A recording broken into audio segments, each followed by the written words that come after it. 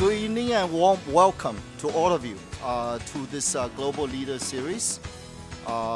This is organized by CUHK Business School. We're delighted to be joined by today a full house of 300 guests from a wide variety of different sectors and backgrounds. Tonight we have the privilege to have our guest speaker and influential leader truly, Mr. Antony Leung, the former Financial Secretary of the Hong Kong SAR government and currently the Group Chief Executive of Fung Group. We are eager to hear his wisdom and insights regarding Hong Kong's economy and job markets. Ladies and gentlemen, please enjoy yourself tonight. Thank you. Common sense would suggest that new technology should be more welcomed by young people. But on the other hand, they are also seeing, as many of you do, that new technology is displacing job opportunities.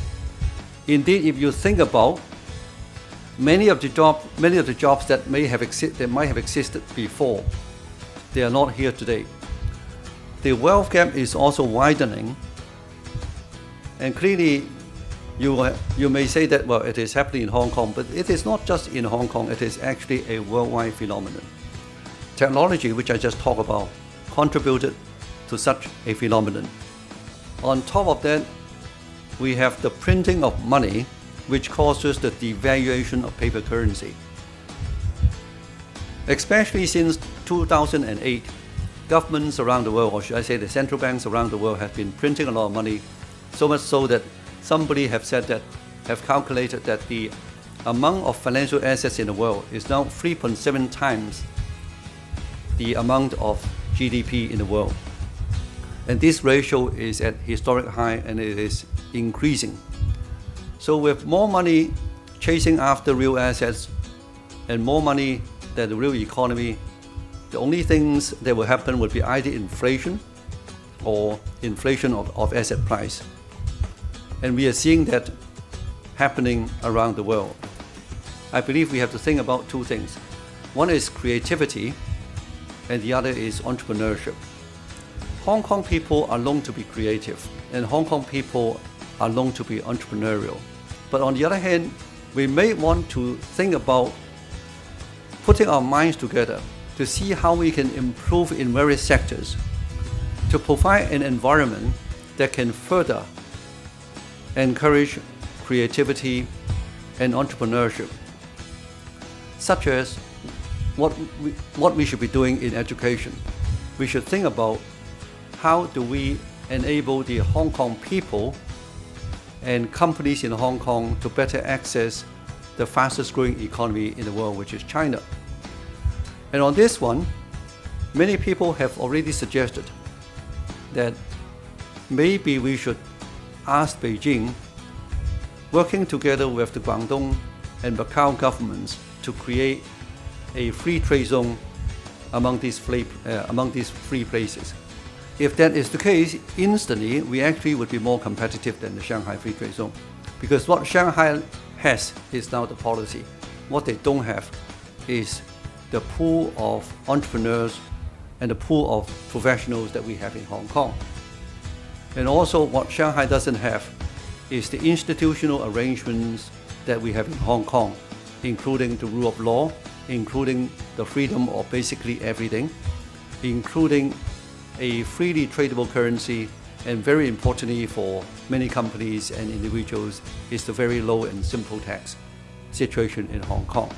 Besides it's just attracting good companies to come to Hong Kong, to target entrepreneurial people, to target really creative companies and people to come to Hong Kong.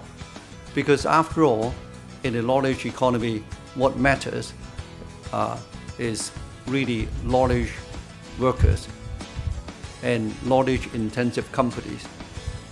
And if we can provide more people, not just for young people, but for everybody. And it's not just for Chinese, but for Westerners as well. It's not just for Hong Kong people, but for foreigners as well. Then I think Hong Kong would actually be a better economy. And I believe in that case, young people will not be too worried about their job opportunities. You mentioned about CUHK. How about Shanghai? well, they're both high, but except that. But Shanghai obviously has the policies right now, but Shanghai is a little bit too small. Shanghai theoretically can become the free trade zone, but on the other hand, it cannot provide the land that we need. Indeed, if we combine these two concepts, using the free trade zone as the so-called pretext, we can actually provide a suburb for Hong Kong. It's not just a suburb for living or a suburb for working. Zhuhai, I mentioned because there is already a bridge. Obviously, it is farther away than Shanghai, but on the other hand, it has the advantage of kind of a bigger supply of land, as well as having an environment that is actually fairly decent to live in. As you may have seen, there's a report recently that Zhuhai actually rates higher than Hong Kong as far as being a livable city. Thank you. I remember your 202 budget very well. It's the first one that I had a great interest in. You mentioned politics, so I'll bring it up. Hong Kong's often thought of as a business city, but about every 10 or 12 years we have a political year, and this is clearly one of them. Do you think that the structure of our government, with its built-in opposition in the legislature, the chief executive not being allowed to be a member of a political party, is a major part of the problem? Or is it a lack of maturity in our political parties? Or is it simply that we don't have enough skin in the game, that we don't have enough people with a real stake in where government spends money and how much? Well, thank you. I think it is an extremely good question.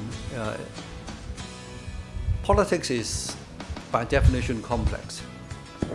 And in a way, all three that you have mentioned are reasons that contribute to the difficulties that we are facing. First of all, structurally, the structure that we have is the worst of both worlds. Since the government is not a so-called popularly elected, we do not have the legitimacy. On the other hand, we do not really have the authority of the mainland government to really impose a lot of things. So, as you said, we have a built-in challenge that the government is not really elected by a one person, one vote, but the legislature is elected partly by one person, one vote, but the legislature can never be allowed to govern. So they are by definition, an opposition, collectively. The Hong Kong people has only been governing ourselves for 17 years. It takes time to mature. I'm really hoping that by 2017 we'll have a chief executive that will be popularly elected, thereby adding a bit of legitimacy. Believe me, it will not solve all the problems, but at least it will give him a chance, or her a chance, to be able to lead Hong Kong out of the current political morass.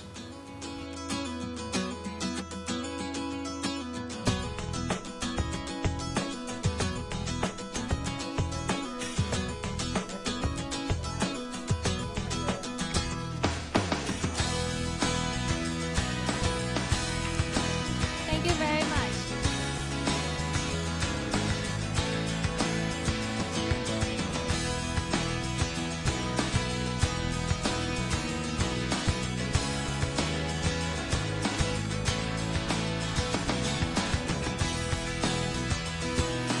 Thank you very much for coming, and I hope that all of you enjoy the dinner table conversation and enjoy the night. Okay. Thank you. Thank you. Thank you. Cheers. Cheers. Cheers. Cheers.